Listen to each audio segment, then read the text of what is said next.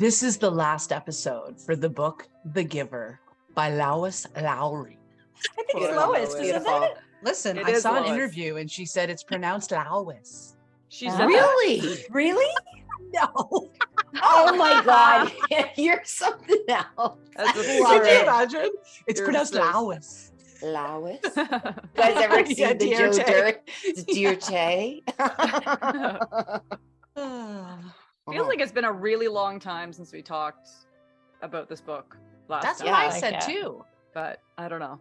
Maybe Mhm. it's I, still think like, I don't even remember ever talking about it. Are you sure this isn't the introduction episode? I remember talking about it because I couldn't believe the liberties that the movie version took. I was like, what? The main character isn't a teenager having his first love experience? I was like, this changes everything. What? yeah, that's funny, right? Like he's supposed to be just entering puberty. And then that's why they take the pills. Yeah. They Yes. don't feel the things. And that's, they have to start taking it then or whatever. I also I just realized that never really went anywhere. Like he took them and then he was like, that was also the first day he didn't take the pill. But then it wasn't like he walked around with a boner all the time Yes, after that. and it didn't explain. Yeah, kind of. I feel like they're about boners. Well, yes, kind of. Dreams. The boner might be the end, but the beginning is the thoughts, the feelings, the whole of puberty. Attraction. Yeah. The parents take them too. Like Yeah, all I think the the parents adults take them. All of the adults take them. It's about numbing your feelings. Because Yes. feelings are not acceptable. Like Exactly. even when they're at the table and they're saying, I had a feeling today, they're not really even said in the book, they don't know the meaning of that feeling. Yeah, Exactly. Like, and they can't feel.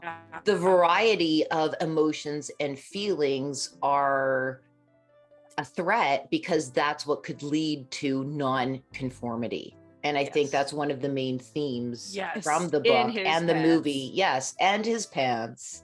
Is Non-conformity in the pants. Your pants aren't hanging properly. Of the boner. Taking your pills. His trouser tent. Anyway, so I agree the boners are part of it, but that's not the main reason. No.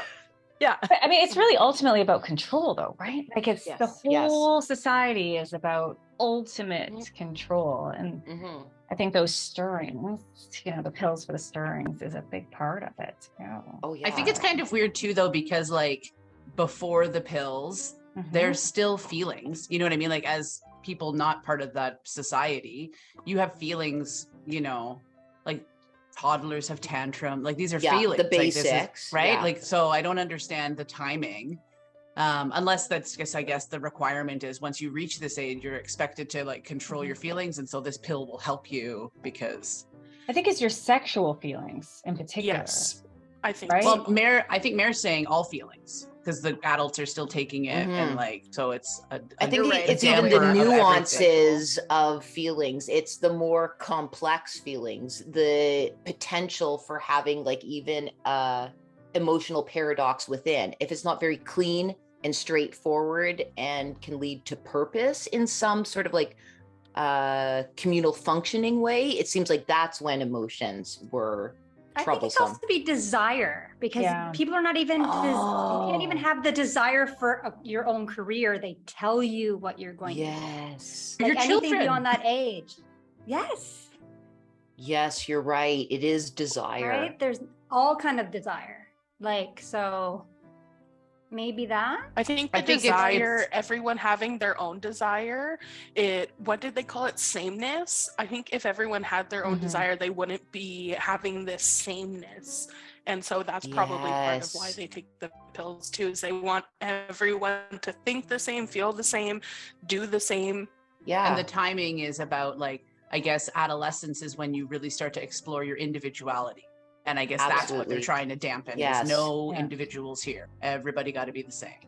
And to bring it back to the sexual component, because I'm just going to keep bringing it back there. I think that's around that age, right? Where people start, their hormones are kicking in. They're starting to find people attractive. They're sexually attracted to people. So I think that's what I took out of the book when they were talking about the stirrings. It was of that age, when you start hubba hubba for. But they also don't want that, right? Because they even pick even pick the person you marry based on how they think that relation will be more harmonious, right? Yeah, like it's and not about, advantageous to the collective. Right. Not about, Exactly. Yeah. Well, even there's a section in the book where they say, I think Jonas says, why don't we let people pick even their own partners? And then I believe the giver says something along the lines of, what if they pick wrong? So I think that's a part of the society too, is who's ever in power thinks that they know right and believes that certain people will pick wrong options, and then that could lead to a catastrophe. Can we talk a little bit about the giver? So he was chosen. He's got this super painful and terrible job, is to like feel all these terrible... It's like the worst job. Yeah. The worst job. Yes.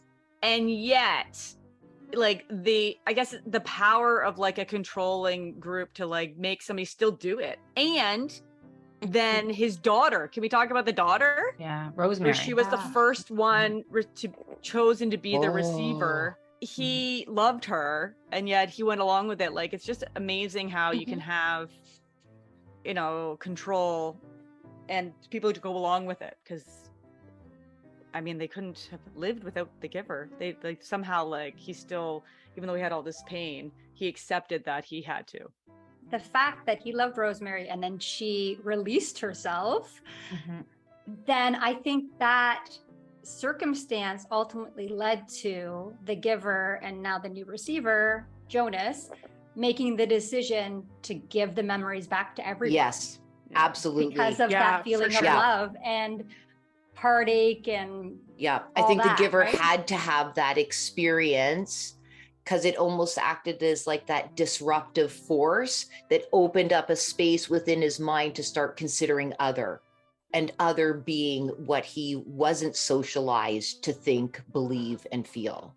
Or potentially even consider himself, because that's really what they're all kind of like, you know what I mean, wiped clean of doing. They're just like the collective. And through like the loss of his daughter, he couldn't deny, and being a feeling holder, he's already vulnerable as far as they'd be concerned. He couldn't deny himself, because that love trumped the collective, I guess, really. Yes. And is love our biggest form of desire, like regardless of whether it comes out like sexually or vocationally or whatever? I think it's more about the connection, which comes out with love too. And nobody's connection in the giver is authentic. Very lonely place for someone not taking the pills, right? Could you imagine? Because people just want to understand. They're like, I'm feeling, and they're like, oh, you lost your temper. Go to bed. Stomped your foot. Yes. Like anger, right? Yeah. How the society is set up, even the person, like the receiver or the giver, they are set up to be so isolated that it's surprising that even Jonas is like, when he gets the memories of grandparents, he says, oh, I wish like we had that. He wants that love.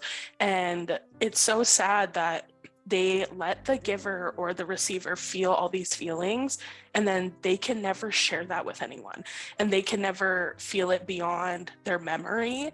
And that is so sad and isolating. And I think that's part of how they keep the receiver or giver in the community, is just no one else knows about these feelings and memories. So even if they told them, they're probably like, what are you talking about? Oh, totally. Well, in effect, what you're describing is that they're keeping the giver and receiver traumatized, because trauma tells us that we are alone in our experience, that we are isolated. Absolutely. And so that perpetual loop, that stress cycle, you're right, is in a way preventing the giver or receiver being able to break out and connect.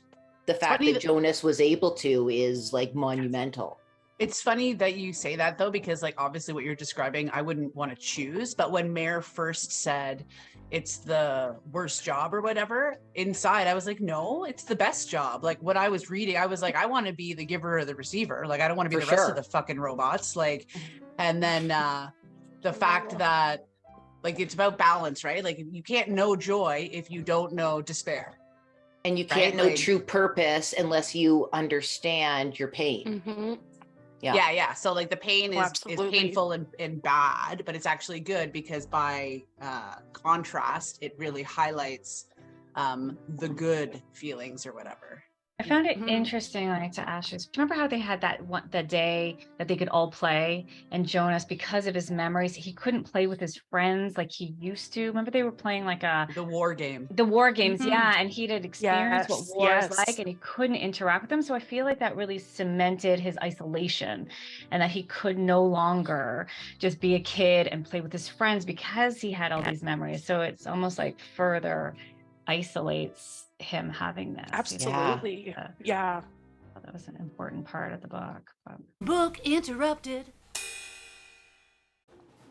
So I'm just working on the playlist. Well, like my contribution or my suggested songs for the Giver playlist, which of course isn't due. This is so classic Kara. The thing that is immediately due, I am not doing. The thing that is due way in the future, I am doing that thing. Oy, oy, oy. But anyways, it's a fabulous interruption because I have obviously not joined full time for season 3 of Book Interrupted. But now that we're into doing the recordings for The Giver, I'm back in business, and I forgot how much I appreciate the tasks, Sarah. I love you, Taskmaster Extraordinaire. You're phenomenal at getting things done, crossing them off the list. I am amazing at adding things to the list and not doing them. But what I love and I'm grateful for when it comes to Book Interrupted to-dos is that outside of that, I don't usually have a shortage of things to do.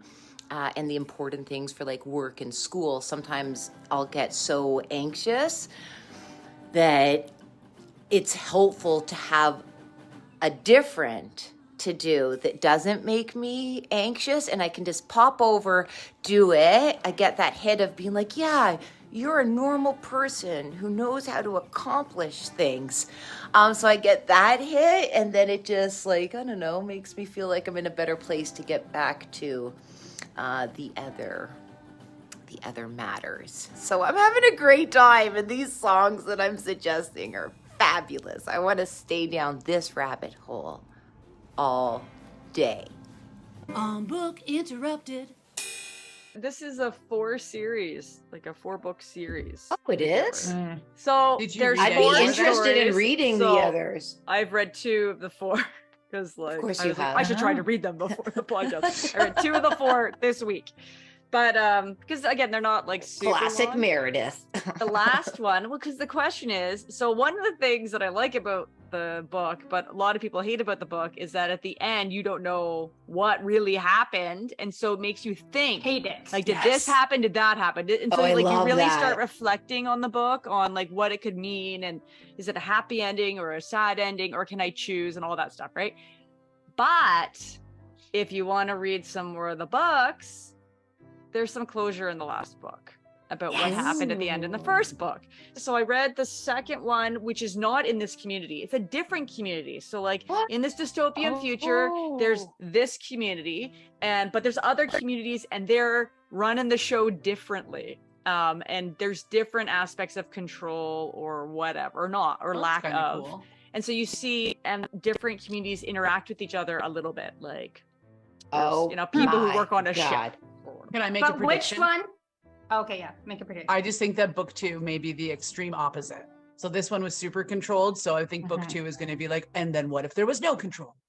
That's my guess. We will find out. I want to know the second book, if you read it, Mare, or is it the third? I want to know which book tells me if these guys lived. I need to jump Number 4. Number 4. Do it. But so I haven't read the third one, which is, I'm. Is it? Do you know if it's another society then? Like the third one is a third example? I don't know about number 3. Number 2 is a different society, and there's control as well, but in a different way. Okay. But it's at first it seems like there's less control, but you find out later secret. That there's still people in charge doing stuff, right? Pulling the strings. And then and there's a character in that book that is in the book number 4 as well. So I'm wondering if maybe there's characters in the 3rd book in the last book. I don't know. That'd be interesting. Book 4. I'm going to go right to book 4 then. Book 4. You are? I was going to ask, would Sarah be able to give herself permission to skip over 2 and 3, because it's a sequence. I don't want to know what the other. I don't want to know the world. I need to know if that's how I feel too, Sarah. I just want to know. So I don't even care. I want the version that's in my head. Isn't that interesting? Which is what? What does it care? What do you think works out? Oh my God, I'm so like the underdog rises and everything is glorious in the end and everyone loves each other. So they toboggan down the hill. Yeah. So you think they toboggan down the hill into town. Into embracing arms of grandparents into forever Christmas land. And then that's the beginning of rebuilding a new way for that society, and it all works out. They adopt them. The grandparents are there. It's like perfect. That's what I want. Yeah, he has a boner. That's why I don't want to read the 4th one, because I'm like, no, I'm holding on to this. Oh my God. Well, even if you just read the synopsis, you'll get a little closure. It's called Son, and it brings us back to SON. We brings us back to the community and the giver. And the main character is a girl who's been chosen to be a birth mother. And she gives birth to, can you guess it? A new giver? Gabriel. So it starts as a parallel story. The baby. Interesting. The baby from the giver. The babe. The babe. Yeah, that baby was interesting. I felt like there was a lot of potential loaded there with that little one. I love him. I know. Failure to thrive. Why did he just freaking go to sleep? I'm sure. But you know what's funny too? Is like he's failing to thrive because, like, again, back to the trauma point. Thrive that under connection and, like, you know what I mean? Like the way they're doing it as far as what we know as a wrong. Exactly. We're gonna take you from your mother immediately. And we're gonna wonder about why, in your isolation and non-connection, you're acting up. Yeah. And what do you think about Jonas giving Gabriel the memories to help Gabriel sleep? I like it.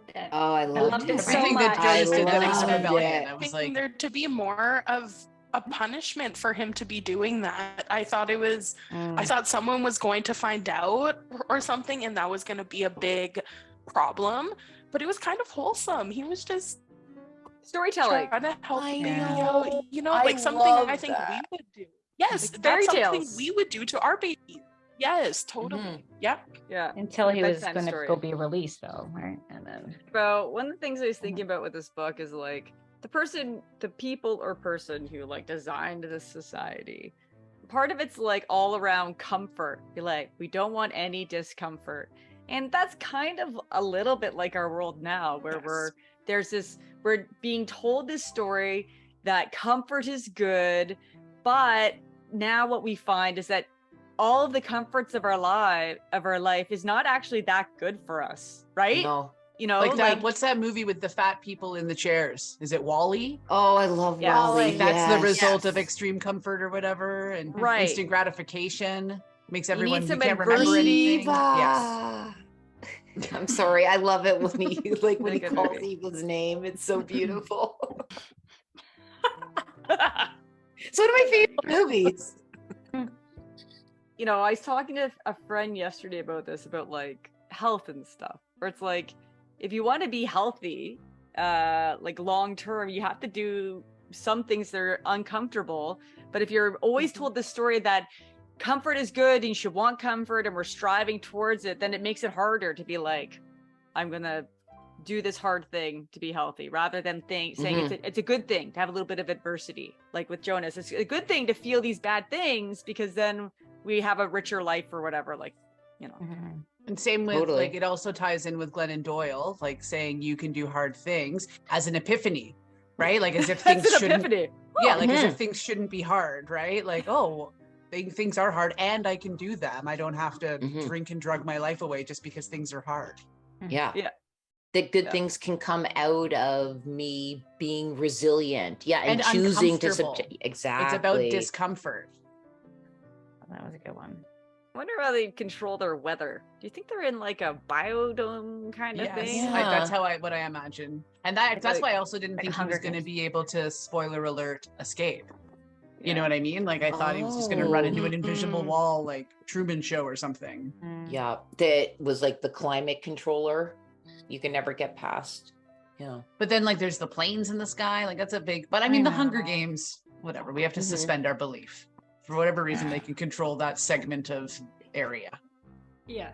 But not so much that people can't run out of it. Yeah. Do you think that they would think of that if they really cared about control that much? I don't think they're serious. But they all just have bicycles, so maybe like Yeah. that might be like no one's getting out of here. How far can you really go on a bike? Bike. Come on. Yeah. Well, at 12 far. too. That's what I'm saying. Like this is a massive oversight of the controllers. Not really Yeah. though, because It's not because they're doing they get mind rid control. of everybody. They get rid of everybody they think that is going to be difficult to control. They try to get rid of them early on, right? The babies that can't be controlled right off, they're Released. gone, right? And like if people do something against the rules, you're out of here, right? So Yeah, immediately released. Yeah. So you don't need like literal borders of protection well, it's hard to because figuratively Everyone they're is within confined. the mind. Boom! That was good. Well done.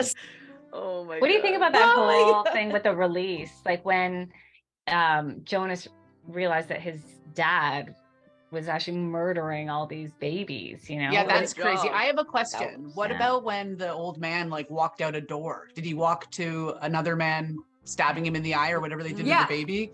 Like Yeah. everyone That's got what I thought killed, too. right? Like release wasn't just like Yeah. go try to Yeah. walk to the next town. No, you're No, dead. kill. Yeah, release Everyone's was Yeah, we were reading it and I was like, Okay. I have a suspicion that release might mean kill. but I don't I think knew they right off the ever bat. blatantly spell it out. Only when Jonas gets to watch the Yeah. video Yeah. of his dad doing it to the baby. Mm-hmm. So then remind me, did the Bye-bye. dad realize they were being murdered? Or do you think he just was so like caught up in this fantasy that they've created for him that he's just thought they were sleeping or they were going, but he I knew they don't were know. getting murdered. No, No, I he was think killing genuinely He knew that, thought right? he was doing the right thing. Like he Uh-huh. grew Yeah. up thinking that's right and was Yeah. taught that's okay. Yeah, And I like, think they the only reason choose Jonah people. knows that it's not right is because he has memories Right. of death or like pain and stuff like that. They don't have those memories, so they probably don't even know that. Do they know what death is? I don't know. Yeah, do they really know what death Because is? death is a sad emotion, right? So do these people just go to their old folks' home and then they never Yeah. see them again? And so that helps with not feeling that emotion of sadness. Well, they have a celebration of their release, but they don't know that the release means like they Means cease to death. exist. They think Hmm. they just go through a door. Mhm. Yeah, that's like retirement. Just the dad, like the dad because of the babies. Special But he put jobs it in the- now. Yeah. And then the they're thing- not allowed to share, and they have rules with their jobs, right? So they're Yeah. not allowed to share that stuff. And And he's his allowed to dad put lie, it in- you know. And his dad put it in the garbage. Like he knows, Yeah, was just yeah, like- yeah. right? Yeah. Very cavalier, eh? Like do. I They were, think that they banned were in this like, book. why did they? I wonder why Babies this in book the was garbage. banned. Yeah. Yeah, and then they're like, Seems babies normal. in the garbage? No way. Yeah, it makes sense. But that's not why it was banned. I think I think Part that of it. was part of it. Part yeah. of it, yeah. Oh, it was? Oh, Yeah, okay. Gotcha. infanticide. Yeah. Yeah. Oh, Yeah. right. Yes. Instead of reading the book and looking at the context about what is the message that they were saying, it seems Mhm. like a lot Right, of they're saying critics. it's bad. Yeah. Not let's like do it's it. not like the book was like, and this is the appropriate next step. Yeah. On any level. Here is a society to model yourselves after. Yeah. Do you All think in this favor. book should be a required reading for kids in school? Do you think the messages and the discussion is important enough? I think the only reason I'm saying no is because I read it in middle school and thought it was so boring. I was just going to say the same thing. I'm like, and I thought it was so boring. I just wanted it to end. Like the last quarter of it, didn't care. It just went on, and in my opinion, anyways, it just went on and on and on. Just okay, he biked off, and especially because it's an open-ended, we could have just left with he biked off. And skipped the last but I do think it is cool to have a society, because we always think like, oh, what if we lived in a perfect society? So I think that's cool, but I think there's a lot more entertaining educational books for me. I agree. I totally agree with Ashley. Like, I like the idea of introducing curriculum that will, challenge kids to explore the themes that we're kind of talking about right now. But I don't think that this book is the best tool to accomplish that goal. I also thought the book was boring and terrible. And so did my son. Why are you forcing me to read this? And I was like, because I have to. I'm with you. The last the beginning of the book and even the middle of it, it was really interesting. And I was like, what's going on? Intrigued by the concepts of it. And then to be honest, by the end, I think it was just total dog shit. Totally. Yes, totally. I was mad because I took the stance that they didn't make it. That was when I read it. That's how I felt too. Yeah. Which would be the worst too. Like, I just read 10 chapters about this forest travel and you die on the doorstep. And then everything they'd gone through, like, why would the author have them just die like that after everything they've been through? Yeah. Just have it be more, like something more interesting that values what they went through. A chase or something. It could have chase. Been, yeah. Well, for me, something. They did a car scene right there. Because the end was kind of boring and it was super sad. The end, like I kept on like being so upset when he was like they were sharing heat by thinking about the sea and so it was crazy sad. And what kept me going was the assumption that there was a happy ending. Yeah. That's why I'm like I'm desperate for a sequel or something to be like they lived and they had happy Christmas time. Like I think something. Like the joke is on us then, because the author is literally like, Lois is literally like, checkmate. Because the dissatisfaction with not getting an ending or thinking it was a sad ending or whatever is like, if you lived in the giver's world, you wouldn't have to even feel this. You know what I mean? Like, see, you know what the ultimate example. She made you uncomfortable and be like, I don't want discomfort, or do I? Do I want discomfort, or do I not want discomfort? And what is the price to pay? Wow. I never. That's interesting. What a good point. Yeah. Good point. Lois, you genius. I mean, evil genius. But also the part where you're like, she made us thought. It's even the part where you're like, the journey's going, and you're like, oh, this is like this arduous journey for me to read. But but they're experiencing that too for the first time too, right? Where they're just like, will we ever make it? And like, this seems to be going on forever. It's so right? But like, she's like trying to transport you a little bit. And like, she did, definitely. Right? Like, here's all the reasons the society is controlling all that, because the weather and the hunger and the stuff, like, look how bad it is out there. Illustrate it. This is what you want. This is what you think you want. Because the whole book, you're like, this is bullshit. You need to be individual, feel your feelings, yada yada. Yes. And then the feeling journey happens, and it's terrible, and the ending is disappointing at best. And then she's like, "That's what you wanted. Like, this is what you've been asking for the whole time." Basically, there's no utopia, because there's always you have to strike a balance either way, and that anybody who strives for utopia will never have it. Like, there's always you have to sacrifice something. To sacrifice something. Yeah. So depressing. Totally. Thanks a lot, so Lowry. I feel like Lowry got bored. Her writing. Well, so did I. Like, I can tell. That's how I used to write stories as a child. I'm so happy some of you felt that way too. I didn't experience the book like everybody else. I didn't find it difficult to read, or just sat down. I like read it all at once, and it didn't seem like I wanted to get to the end of what was going on. So for me, it didn't like drag or whatever. I was just. What were your feelings at the end of the book? I like an ending like that.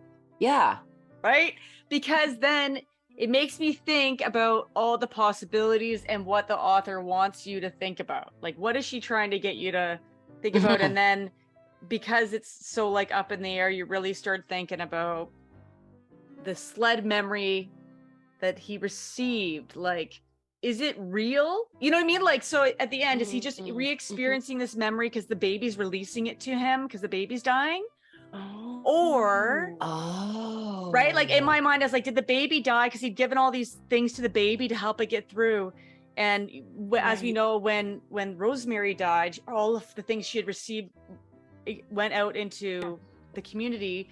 And so did that mean the baby died? And if the baby died, then that memory, that sled memory, I never or the sledding wasn't real, it was a memory.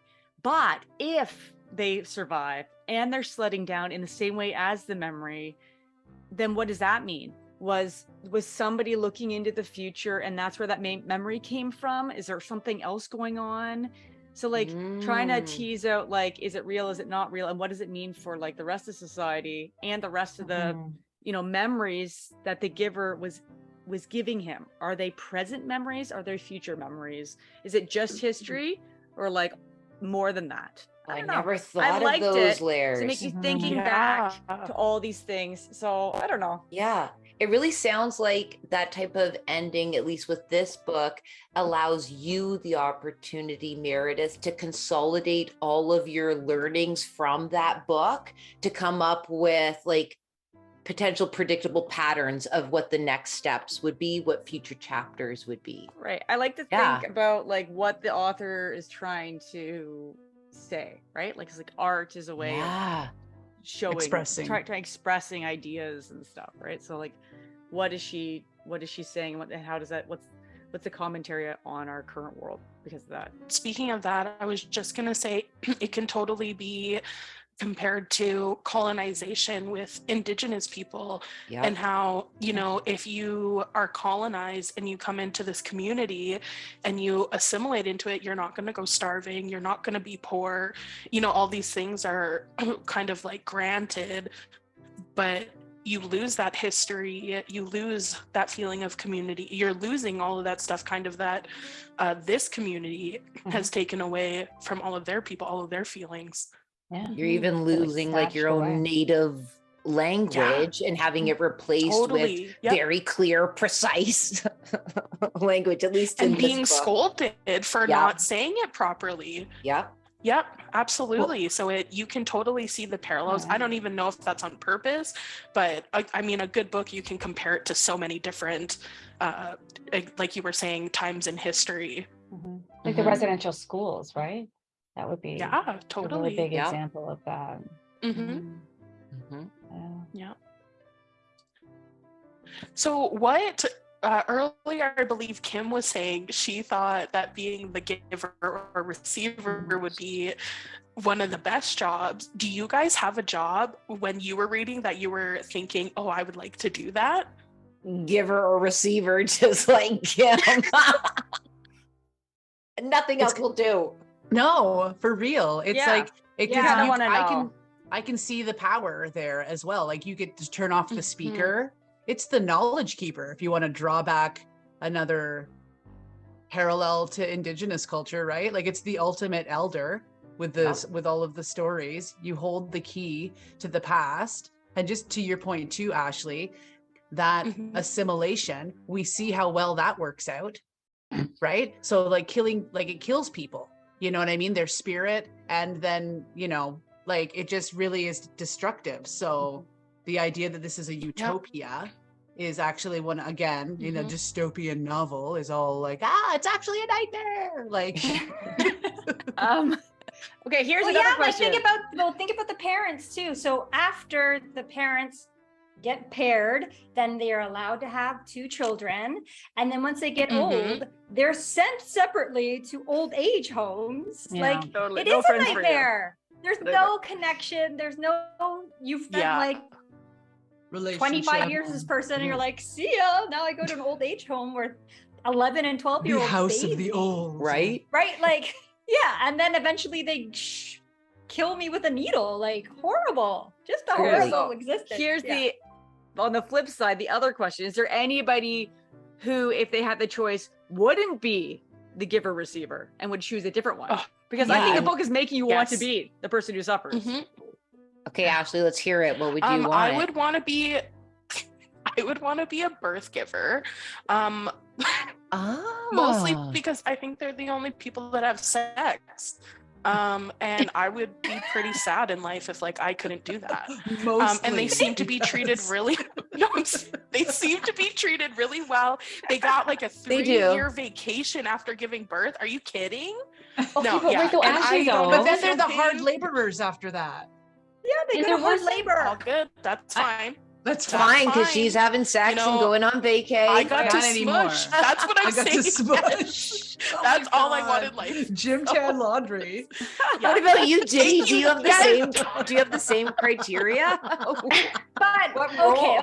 okay. But are we sure they're actually having sex? Like, maybe it's just all artificial. Like it is artificial. I don't think you're having any sex. Birth giver. Really? If I found out they don't love sex. It was insemination, I would go over the bridge. That's what I would do. I would release myself. I would apply for release if it was not. I would apply for release. How did we lose that one? Oh, she couldn't have the sex. Because you wanted a different kind. Lose so many that way. Dick. Yeah. Because they would have. I need some kind of release. Any kind. This one. If you won't give me this one, I'm out of here. Totally. I need to release. They would have to have the person who gives birth, and it would have to be like one of the jobs would be like a stud or whatever. It would actually, it would have to be. Yes, so Ashley would only get the best. Only the best dick. Look at this. See? Like, thank you. That's what I deserve. That's what I deserve. So that's what I would want to be be over here. Oh my gosh. I mean, the giver receiver, awesome job too, but I think a birth giver is probably top tier for me. But wouldn't you feel like to each his own? Well, you feel sad because you gave birth to a baby and then they take them from you. Yeah, and I couldn't do it. No, yeah, and you have to do the labor. Enough, but you don't know all that the labor. It doesn't matter to birth something and then have them walk away. Labor. I couldn't. No, there's probably no epidurals. Although maybe there is because they're like don't feel anything, so maybe they don't feel pain. So maybe you're okay. Never mind. So maybe like I go into labor and they put me to sleep, all the and way, then I wake up with no baby. Yeah. Sold. Yeah, but sold. Oh, yeah. Sold. No, horrible. No, you would hate it. The part I didn't love about the birth mothers is that, you know how they were saying that there's no value in that and job. And they're lazy. Like giving birth to another human. Labor, all of that has no value. Yeah. Carrying a human. Like that's not what's giving life. You're creating life. You can't do that without women. And it's so ironic that that's also how society can see women as well. Like you're just here to give birth, but you mean nothing to society or this human being that you gave birth to. And it's, how could you not? It's men. It's men that think that. And it's funny that Lois is a woman, right? That wrote that. Create society. So it's pronounced Lois. Yes. Lois. Lois. Words on her pages. It's the patriarchy again. Patriarchy. Always, I'll bring it back to the patriarchy every time. Do it every time. Patriarchy. Ugh. Remember when Ashley, we read another book that if you listen to it on audio tape, well, even if you read it, after every time they put patriarchy, it was always ugh. At first, and then after a while, it was like, oh, I love that. I love that. If you've enjoyed these video highlights, listen to the full episode on our YouTube channel or wherever you get your podcasts. Remember to like and subscribe and ring that bell to be notified when new episodes are published. Find out more by going to www.bookinterrupted.com. Never forget, every child matters.